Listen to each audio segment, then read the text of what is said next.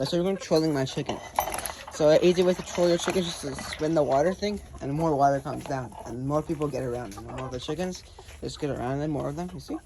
Now there's more. Now just keep spinning it. I know some water spills down, but then there's more of them now. Everybody's going by now. The entire group.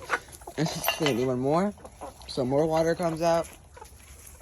And we just move more back. More of them. And everyone is here. Like, everyone is here. That's fun trolling these chickens. They're so dumb.